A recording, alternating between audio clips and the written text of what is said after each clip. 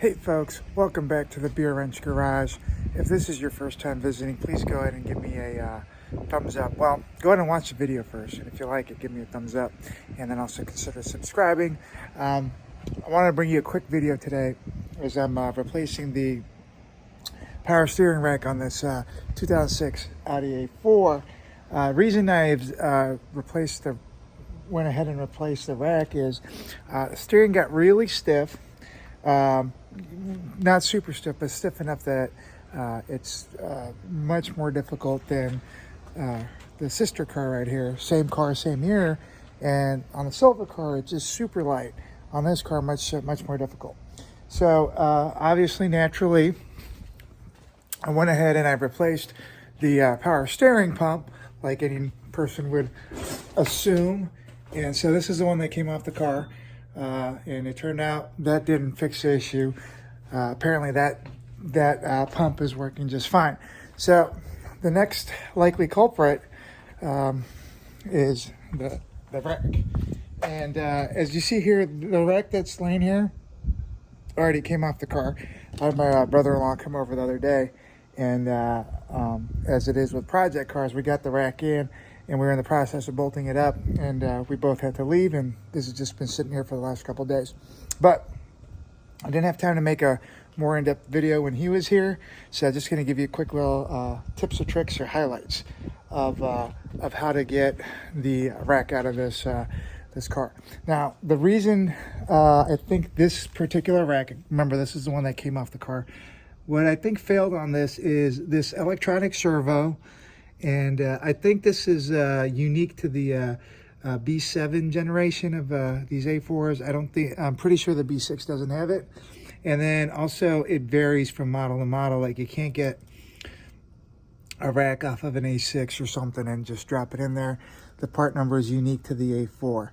And I believe on this one, this little servo motor failed.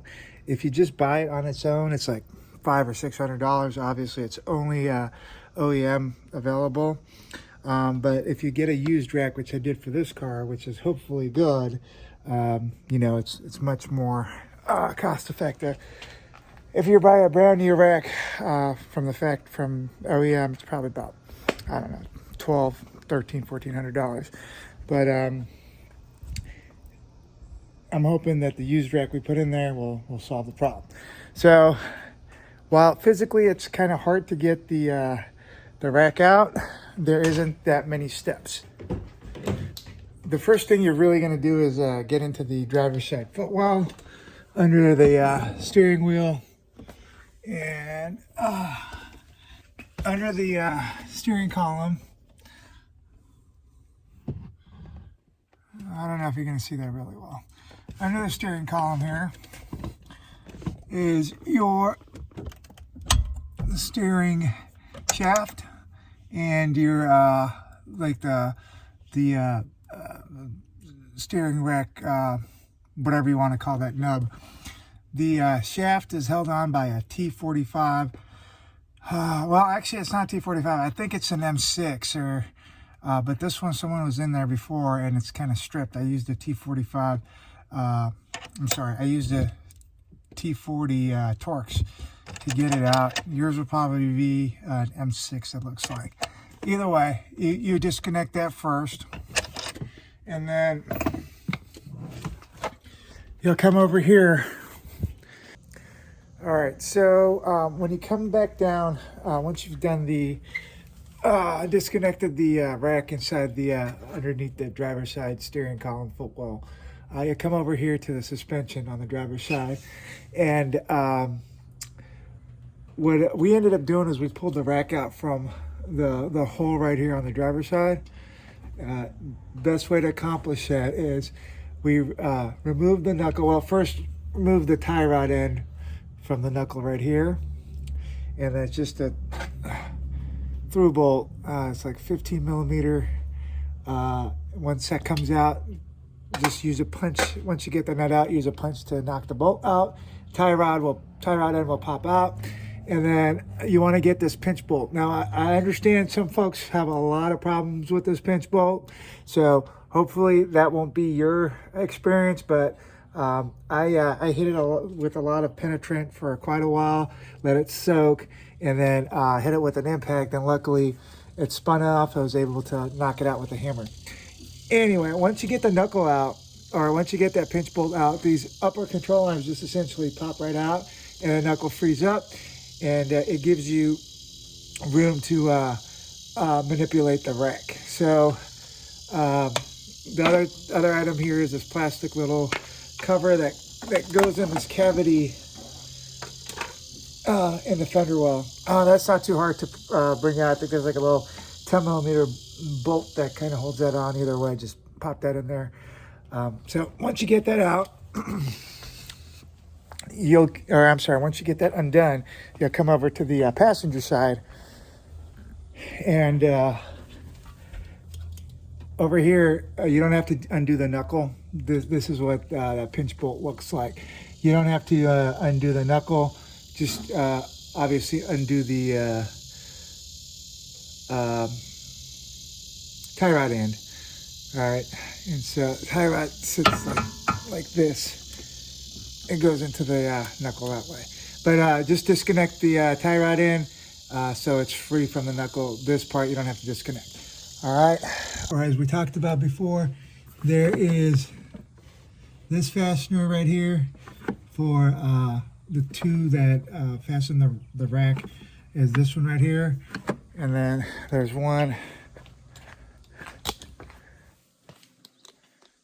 right there, way over there by the brake booster. Those are 12.10 millimeter, and they look like this. This particular one is the one that goes from the bottom of the car up to the rack. These two go down. This one goes up. So the easiest way to get to that last bolt, and also to the power steering lines, is from the bottom. So those bolts that I just showed you, this is how the rack would sit in the car. This is your little steering nub. So that would be, go to the steering column. This would be driver's side, passenger side. So the bolts that I showed you, the two coming down from the top would go right there. And then the one coming up from the bottom would go right there. And then I'm gonna go ahead and try to show you. I'll take you underneath the car real quick, see how that works out. Oh, goodness. All right, let's see if you can see this.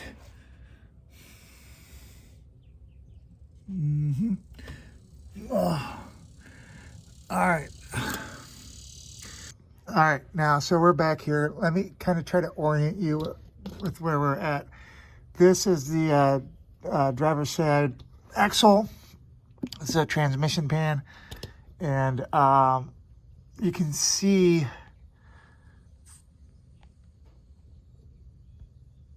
the rack right there, like tucked in. So you see the two lines going in.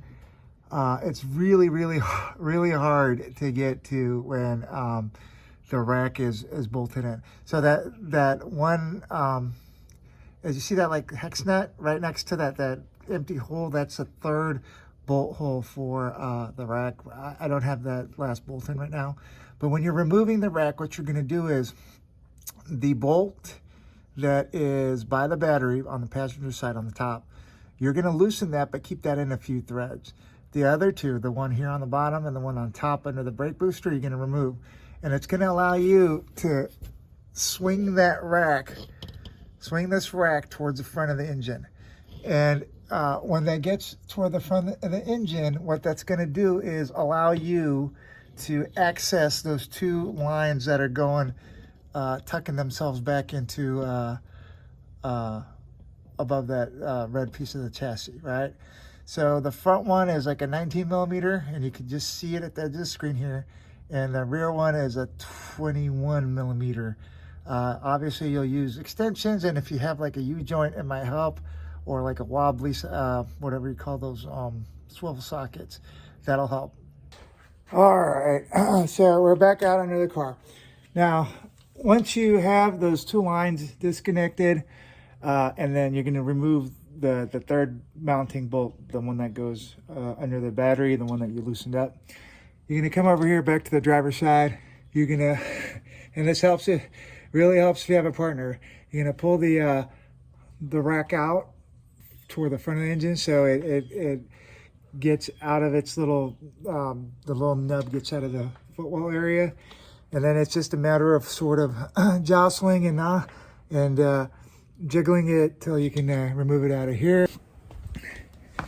This is essentially how the rack bolts into the car, right? So once you get this piece kind of separated from the firewall, you just kind of jiggle it out.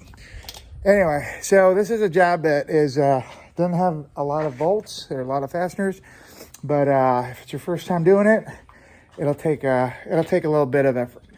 More than doable, especially with two people, but not a particularly easy job. So it is not an easy job, like not an easy job physically, as in you're gonna have to bend and bruise. Like that's from having my arm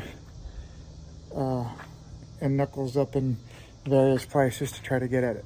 Not an easy job to do physically, but there's like a minimal amount of fasteners that you need to get to. Hope you got a little bit of something from this video, maybe a little tip or trick or something to help you do this job on your car. If so, that makes me real happy. Give me a like or a thumbs up, and consider subscribing. Thank you guys. I'll see you on the next video.